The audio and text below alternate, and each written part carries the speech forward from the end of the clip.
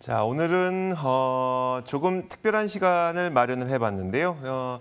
이분과 함께 저희는 항상 이제 2주에 한 번씩 바이오 기업들을 짚어봤습니다. 하지만 이분은 원래는 화학 기업들에 더 전문적이신 분이라서 이분과 함께 미국 화학 기업을 좀 얘기를 해볼 텐데, 우리나라 화학 기업들도 굉장히 핫한 상태이잖아요. 미국의 화학 기업들은 얼마나 핫할까? 또 전 세계를 대상으로 하고 있으니까요. 한번 이야기 나눠보도록 하겠습니다. 케미컬 에너지 투자자문 차홍선 대표 나오셨습니다. 어서 오세요. 예, 안녕하십니까. 네, 안녕하세요. 오늘 굉장히 좀 재밌는 여러 가지 준비를 많이 해주셨더라고요. 예. 한번 이야기를 들어볼 텐데, 첫 번째로 사실 약간 낯선 기업을 저희한테 소개해 주신다고 해요. 그 기업의 이름이 라이온델 바젤입니다. 자, 라이온델 바젤 어떤 기업이에요? 예, 파트 1에서는 라이온델 바젤, 그다음에 이제 파트 2에서 엑스모빌에 대해서 말씀드릴 네네. 건데, 근데 우리나라 분들한테는 이렇게 굉장히 친숙한 기업입니다. 라이온델 바젤이요? 예, 왜 그러냐니까, 그러니까 첫 번째 말씀드릴게요. 라이온델 바젤이라 그러면은 이렇게 조금 이렇게 생소하실 수가 있는데, 그러니까요.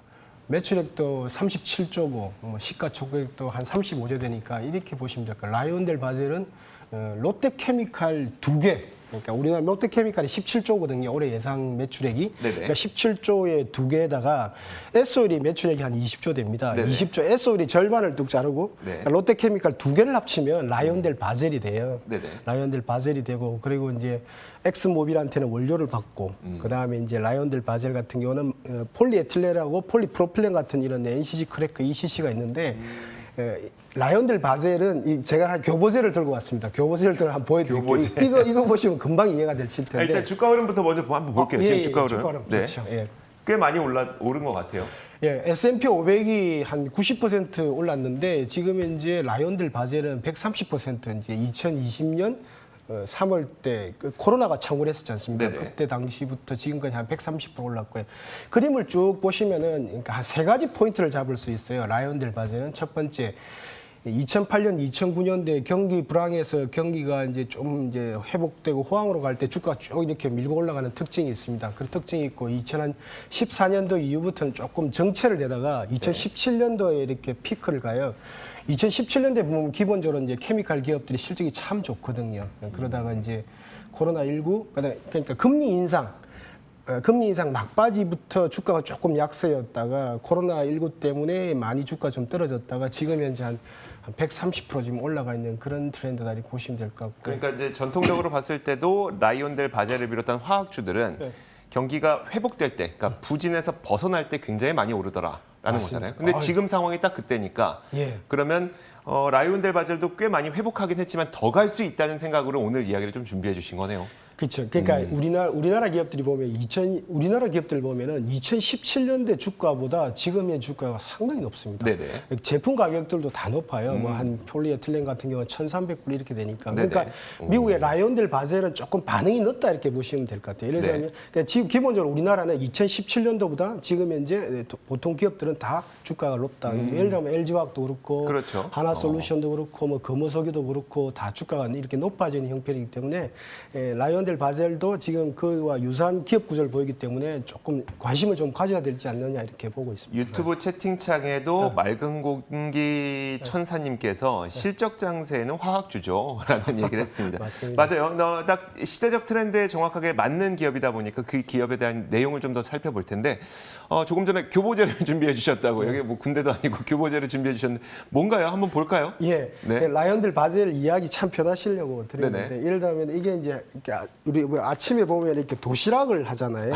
네. 도시락을 하면 이거 여기 있고 이게 올라가는데 이게 네. 비닐입니다. 네. 비닐인데 보시면 이렇게 해가지고 도시락이 형성이 되잖아요. 근데 교보제를 어디서 구하신 게 아니라 직접 그냥 식사를 하셨나 보네요. 예, 일부러 식사를 했습니다. 네. 예, 해가지고 이렇게 잘 설명을 잘 드리려고. 네네. 그런데 이게 폴리에틸렌입니다. 네. 흔히들 보면 우리나라 기업들도 에틸렌 그러지 않습니까? 네네. 그러니까 석유에서 만든 에틸렌이고 이게 이제 LDP인데 에틸렌이고 이 에틸렌 폴리에틸렌 가격이 2017년도보다 급등을 했죠. 네네. 급등을 했고, 두 번째 이거는 뭐냐 폴리프로필렌이라고 그럽니다. 네네. 프로필렌이라고 그러거든요. 그래서 폴리에틸렌하고 폴리프로필렌이 그냥 앵커님도 보시면 알겠지만 요즘 최근에 보면은 뭐 이렇게 지금 코로나19 때문에 이런 플라스틱 이런 수요가 참 많아졌지 않습니까? 뭐 코로나19 아니어도 테이크아웃 수요는 굉장히 많아졌기 때문에 네. 이건 정말 많이 사용하죠. 뭐 편의점에서도 보이고 저희 뭐 지하 1층에 있는 식당에서도 이런 식으로 예, 포장을 해서 팔거든요. 예. 네.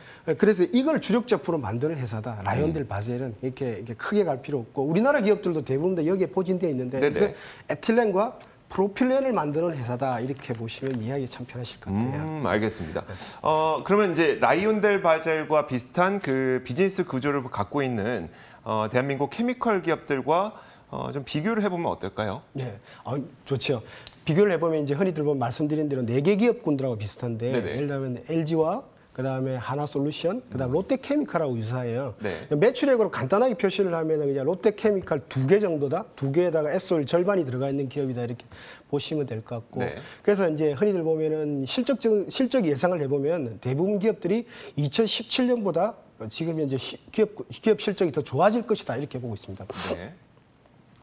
이렇게 보고 있습니다. 그래서 알겠습니다. 우리나라 기업들이 근데 우리나라하고 좀 비교하면 좀 약간 틀린 게 뭐냐? 우리나라는 이런 석유에서 납사를 만들고 납사에서 에틸렌이라든지 프로필렌을 만드는 그런 체인들이 메인이에요. 네네. 메인 체인이고 롯데케미칼만 미국에 이제 에탄 크래커라 가지고 네네. 천연가스에서 이런 에틸렌을 만드는 그런 공장이 있는데 이 라이온델 바젤은 그 네덜란드, 그러니까 유럽 등 네덜란드에도 있고, 그 다음에 휴스턴에도 있는데, 네. 미국 쪽에서는 에탄 크래커가 많고, 네.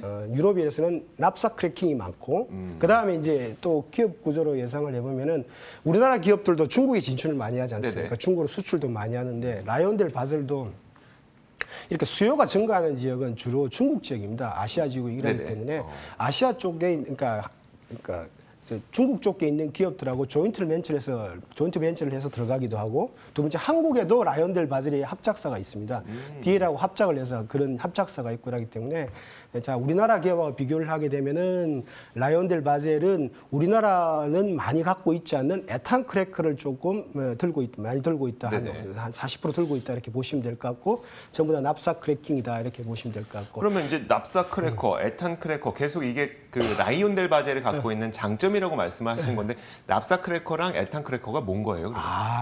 그러니까 납사 크래커는 간단하게 말씀을 드리면 이 두 가지 제품을 만들 수 있는 게 납사 크래킹입니다. 네네. 에틸렌하고 프로필렌이 다 나와요. 네.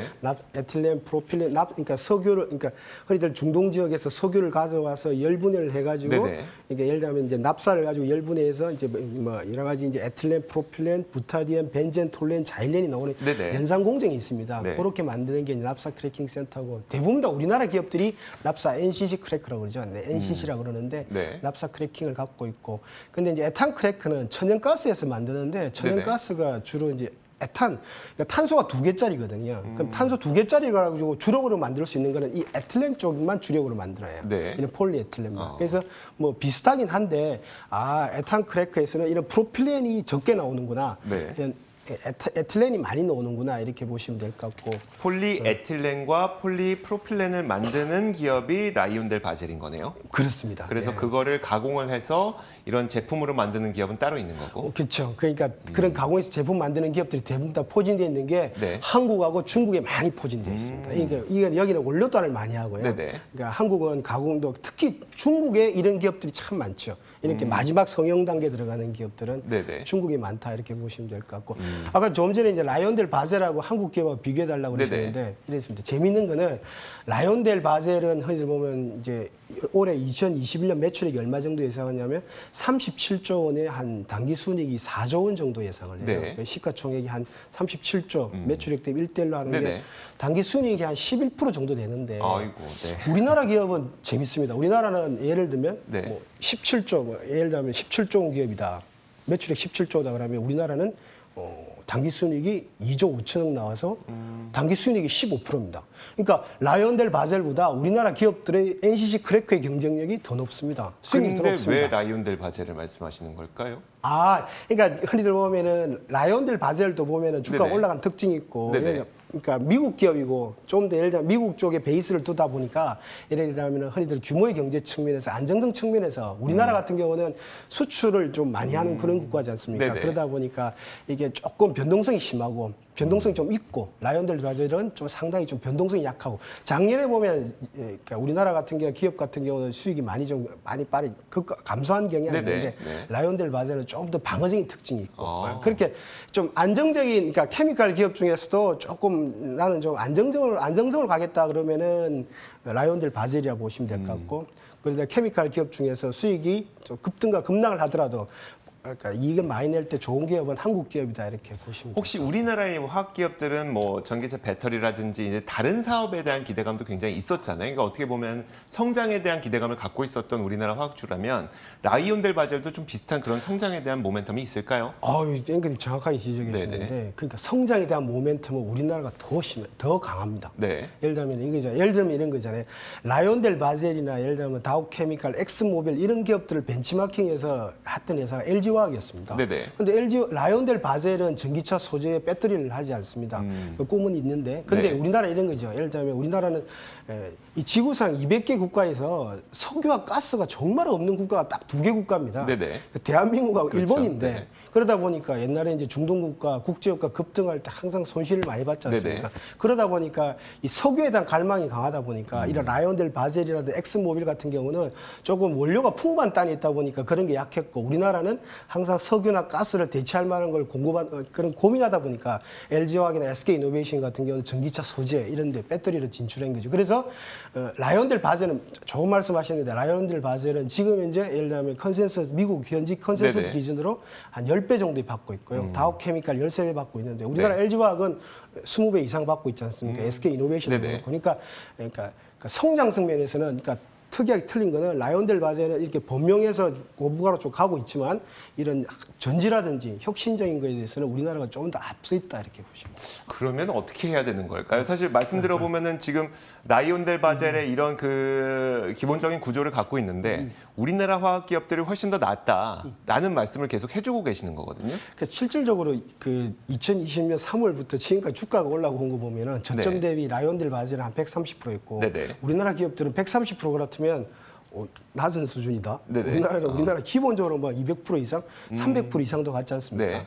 그러니까 조금 이렇게 변동성을 더 추구하신 분들한테 변동성 플러스 더 성장성을 추구하신 분들한테는 예를 들면 우리나라 국내 케미칼 기업이 좀 더 네네. 낫다 이렇게 말씀드리고 그러니까 제가 볼 때는 그러니까 라이온델 바젤이라든지 엑스모빌을 투자하는 투자층은 또 다르게 있으신 것 같아요. 예를 들면 한국보다도 주식을 더 미국 쪽을 더 선호하신 분도 있고 안정성 면에서 그러다 보면 또 성장성 면에서 한국을 좋아하시는 분도 있으니까 네네. 그러니까 투자분들은 좀 다양하다 이렇게 보고 말씀을 드리는 겁니다. 그러니까 한번 비교해 보시라고. 이렇게. 그러니까 라이온델 바젤의 주가 추이를 보고 흐름을 보고 우리나라 기업들에 대해서 밸류에이션을 보고 잡아볼 수 있으니까 네네. 그런 차원에서 말씀을 밸류에이션 드립니다. 측면에서는 라이온델 바젤이 굉장히 매력적인 상황인데 성장성을 보자면 이 국내 화학주가 굉장히 또 매력적이다. 다만 이 국내 화학주의 경우에는 워낙 변동성이 클 수 있으니 좀 저평가 매력을 찾으신다면 라이온델 바젤, 성장성을 집중하신다면 국내 화학주 이쪽으로 좀 가면 되겠네요. 근데 라이온델 바젤에 대해서 좋은 점을 하나 말씀드리면 저희가 라이온델 시간이 좀 거의 다 돼서 예. 추가적으로 드릴 수 있는 시간이 좀 별로 없습니다. 오늘은 여기까지만 좀 듣도록 하겠습니다. 자, 지금까지 케미컬 에너지 투자 전문 최홍선 대표와 함께 이야기 나눠봤습니다. 고맙습니다. 예, 감사합니다. 자, 오늘도 저희와 함께 해주신 여러분들 감사드립니다. 굿모닝 글로벌이었었고요. 이어지는 머니투데이 방송 다른 프로그램 통해서도 국내 시장에 대한 대응 전략 잘 세우시길 바라겠습니다. 자, 오늘도 성공 투자 기원하겠습니다. 함께 해주신 여러분 고맙습니다.